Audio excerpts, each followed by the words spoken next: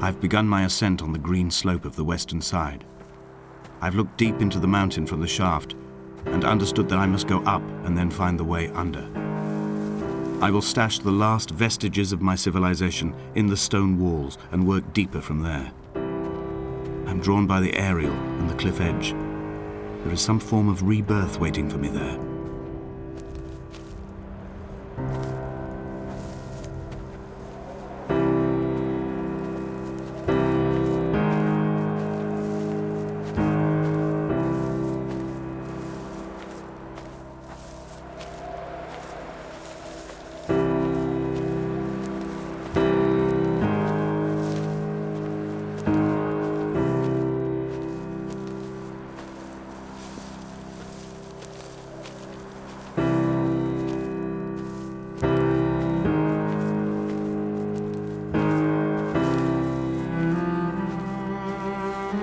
The bothy was constructed originally in the early 1700s.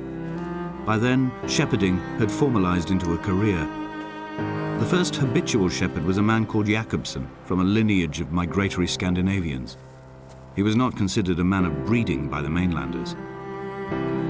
He came here every summer whilst building the bothy, hoping eventually that becoming a man of property would secure him a wife and a lineage. Donnelly records that it did not work. He caught some disease from his malcontented goats and died 2 years after completing it. There was no one to carve white lines into the cliff for him either.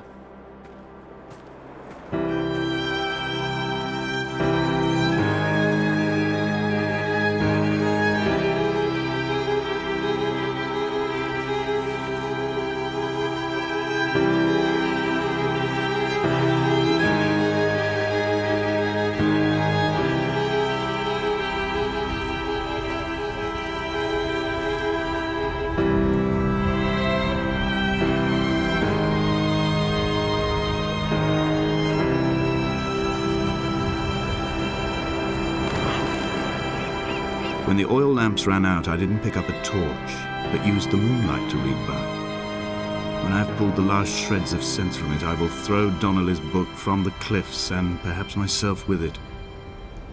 Maybe it will wash back up through the caves and erupt from the spring when the rain comes, making its return to the hermit's cave. Perhaps it will be back on the table when I wake.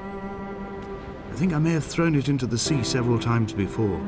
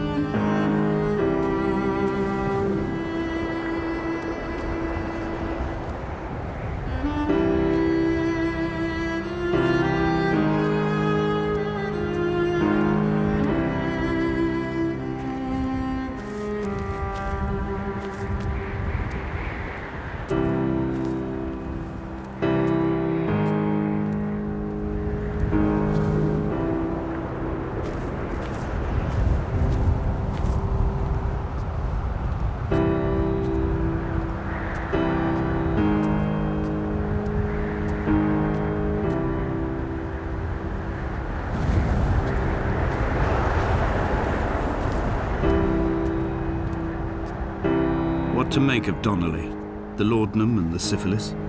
It is clearly not how he began, but I've been unable to discover if the former was a result of his visiting the island or the force that drove him here. For the syphilis, a drunk driver smashing his insides into a pulp as he stumbled these paths, I can only offer my empathy. We're all victims of our age. My disease is the internal combustion engine and the cheap fermentation of yeast.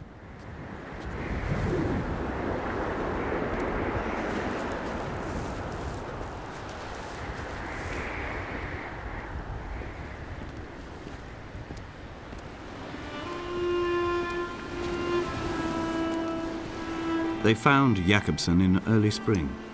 The thaw had only just come. Even though he'd been dead nearly 7 months, his body had been frozen right down to the nerves and had not even begun to decompose. He'd struggled halfway down the cliff path, perhaps looking for some lost goat, or perhaps in a delirium, and expired, curled into a claw right under the winter moon. Even the animals shunned his corpse. The mainlanders thought to bring it home unlucky. Donnelly claims they dragged it to the caves to thaw out and rot, but he is proving an unreliable witness.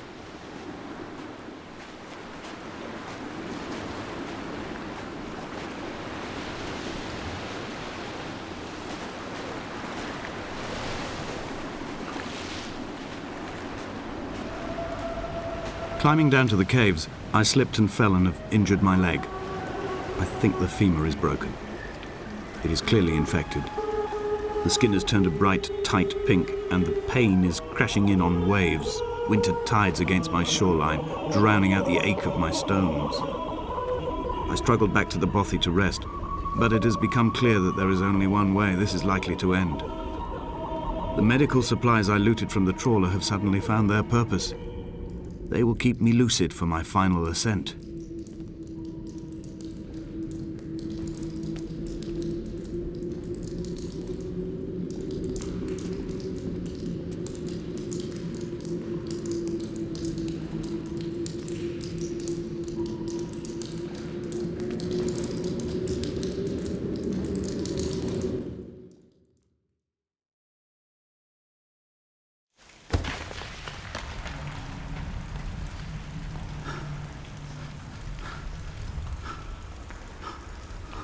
From here, this last time, I have understood there is no turning back. The torch is failing along with my resolve. And hear the singing of the sea creatures from the passages above me, and they are promising the return of the gulls.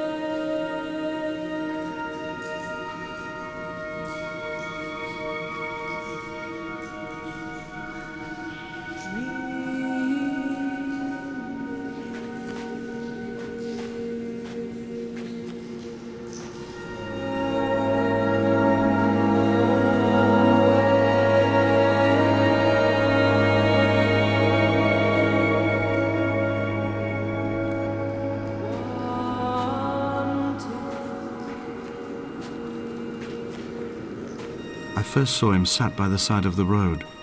I was waiting for you to be cut out of the wreckage. The car looked like it had been dropped from a great height. The guts of the engine spilled over the tarmac, like water underground.